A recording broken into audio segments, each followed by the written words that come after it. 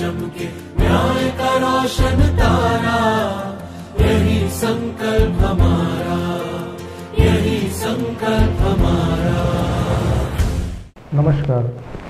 छत्तीसगढ़ राज्य विधिक सेवा प्राधिकरण के YouTube चैनल जन चेतना में आपका अभिनंदन है। जिला विधिक सेवा प्राधिकरण रायगढ़ की ओर से मैं आशीष पाठक, अपर जिला एवं सत्र न्यायाधीश आपके बीच उपस्थित हूँ और विधिक जागरूकता श्रृंखला एक कहानी नसीहत भरी सीज़न 2 में आपका स्वागत करता हूँ।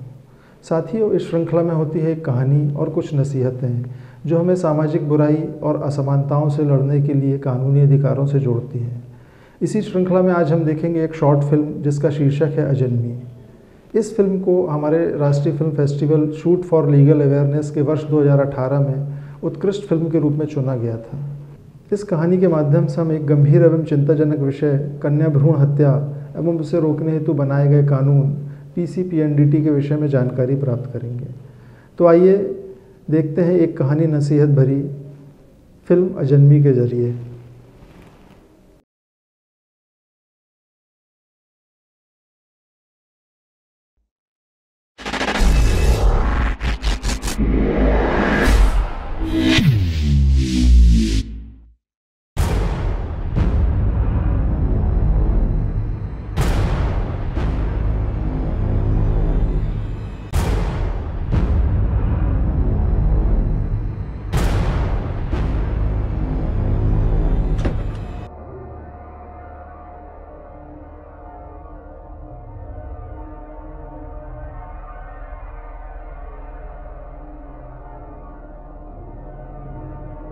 अरे आप लोग इतने टेंशन में क्यों दिखाई दे रहे हैं? टेंशन ना ले झाजी, मैं हूं ना।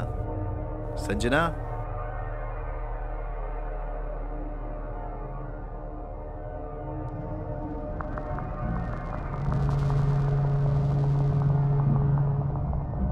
घबराइए नहीं, कुछ पता नहीं चलेगा, सब आराम से हो जाएगा।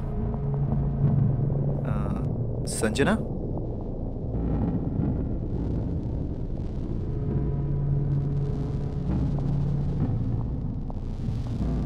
अब तुमको नींद आ जाएगी, कुछ एहसास नहीं होगा, कुछ भी नहीं।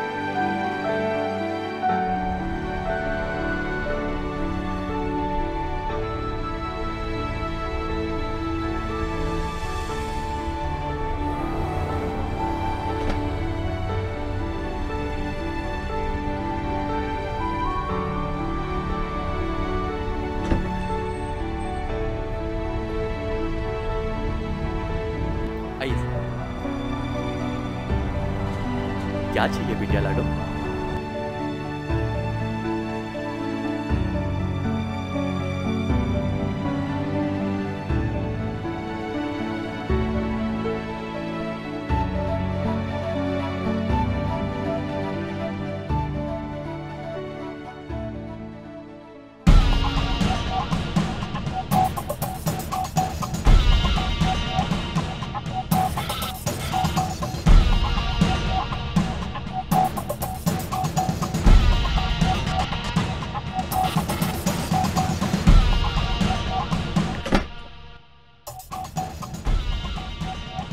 मैम, कॉलेज के बंदूक आतंकवादी ने बंधक बना लिया। क्या? तुरंत स्पेशल टीम और QRT को बोलो स्पॉट पे पहुंचे और सभी SHOs को बोलो नाकेबंदी पॉइंट लगाएं।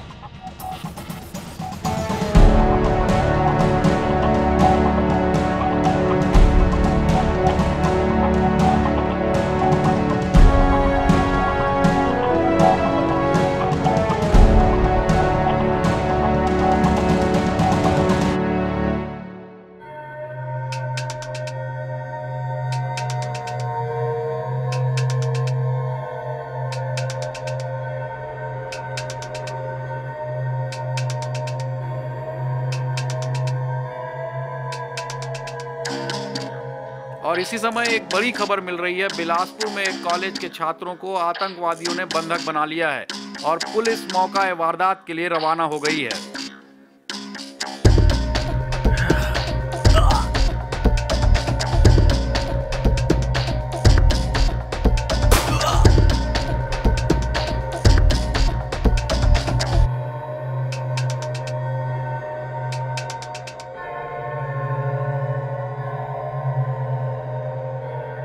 इधर आ।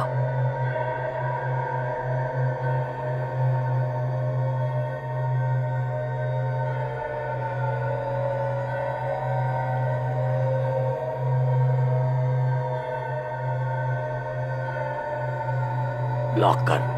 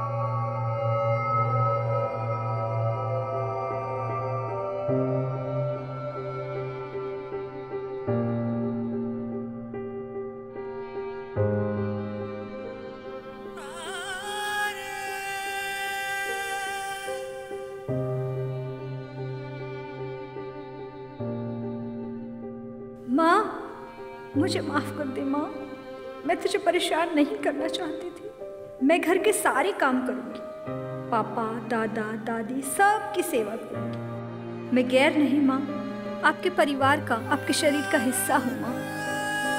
मुझे हिस्सा ही रहने दे माँ। अरे तो रो मत माँ, तो रो मत। मैं आप लोगों की जिंदगी के आंसू नहीं बल्कि होठों की मुस्कान बनना चाहती हूँ माँ। पर गलती मेरी है। शायद मैं अपनी जिंदगी से इतना प्यार करने लगी थी कि मैं भूल ही गई थी कि मेरी जिंदगी पे आप लोगों का भी हक है। और मेरी जिंदगी की जितनी फिक्र आपको है ना माँ, उतनी किसी को नहीं। लेकिन समाज के कुछ रूढ़िवादी विचारधारा के लोगों ने ये धारणा बना दी है कि बेटी को पैदा करना एक अभिशाप है। पर तू चिंता मत कर माँ, मैं आपकी बेटी हूँ, आपकी। हर हालत में आपको साबित करके दिखाऊंगी।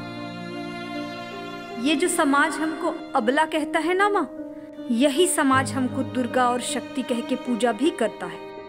मैं दुर्गा बनूंगी, मैं शक्ति बनूंगी माँ, मैं दुर्गा और शक्ति बनूंगी। मुझे इस दुनिया में आने दे माँ, आने देना। मुझे पूरा विश्वास है तू जो भी फैसला करेगी माँ, सही करेगी। मुझे पूरा विश्वास है तुझ पे माँ, पूरा विश्वास है, पूरा विश्वास है। बेटी, नहीं कराना मुझे ये अबॉर्शन। मैं अपनी बेटी को जन्म दूंगी। संजना, संभालो इन्हें। दूर हटो। तुम लोग मेरी बेटी के ही नहीं बल्कि इंसानियत के भी हत्यारे हो। क्यों?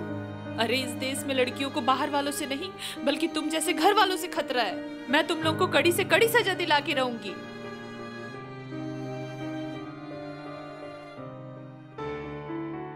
कब आएंगे मैम?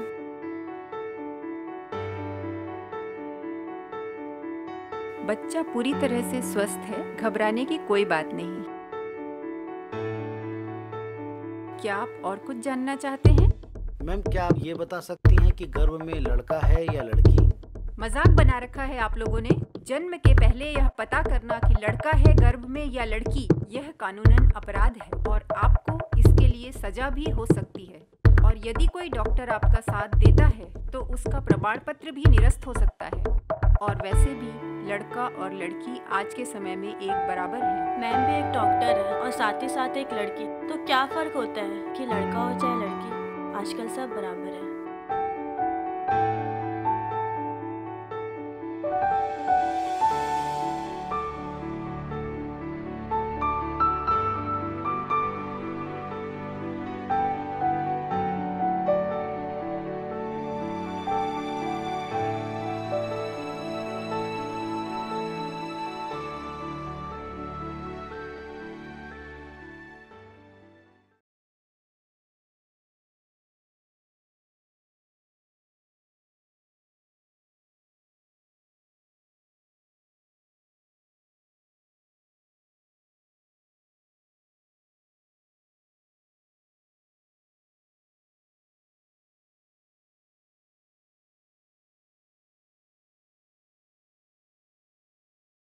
साथियों, अभी हमने फिल्म अजन्मी को देखा, जो कि कन्या भ्रूण हत्या को रोके जाने के विषय पर आधारित थी। इस फिल्म के माध्यम से यह दिखाया गया है कि बेटियां दायित्व नहीं हैं, बल्कि संपत्ति हैं। बेटियां अनमोल होती हैं। किसी परिवार तथा देश के विकास में बेटियों का योगदान बेटों से कहीं ज़्यादा होता है। लेकिन कुछ लोग पुत्र मोह की चाह में अपने घर में बेटियों के जन्म की कामना नहीं करते हैं। रूढ़िवादी तथा दकियानूसी विचारधारा के लोग बेटा एवं बेटी में भेद करते हैं। समाज में बेटियों का यह तिरस्कार और अवहेलना अमानवीय है। साथियों, मैं आपको बताना चाहता हूं कि गर्भ में पल रहे शिशु में गंभीर बीमारियों का पता लगाने और उसका उपचार करने के लिए ईजाद की गई अल्ट्रासोनोग्राफी एवं अल्ट्रासाउंड तकनीक का प्रयोग लिंग जांच में किया जा रहा है। यदि गर्भ में पल रहा शिशु या भ्रूण कन्या है तो गर्भपात के जरिए उसके जीने के अधिकार को छीन लिया जाता है। भारत में कन्या भ्रूण हत्या एवं गिरते हुए लिंग अनुपात को रोकने के लिए भारत की संसद द्वारा PCPNDT एक्ट 1994 में बनाया गया।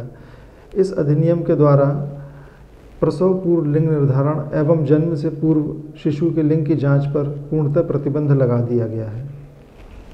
साथियों, मैं आपको यह बताना चाहता हूं कि 0 से 6 वर्ष तक की आयु के प्रति 1000 लड़कों पर लड़कियों की संख्या के अनुपात को बाल लिंग अनुपात कहा जाता है।